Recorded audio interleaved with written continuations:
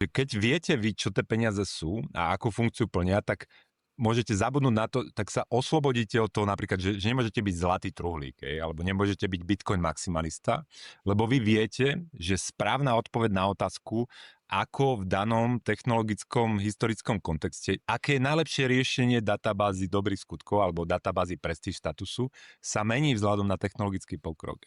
Čiže to, že zlato bolo optimálnymi peniazmi pred 100 rokmi, pred 50, neznamená, že bude optimálnymi peniazmi aj za 100 rokov alebo za 50 rokov. Že ono sa to môže meniť, to riešenie, a aj sa to mení. Ale opäť, nikto nevie povedať. Tak, jak ja neviem povedať, že aký dopravný prostriedok tu bude za 100 rokov, ako nikto nevedel povedať, že vzniknú počítače, tak ja neviem povedať, aké bude optimálne riešenie problému databázy dobrých skutkov za 10, 20, 100 alebo 50 rokov.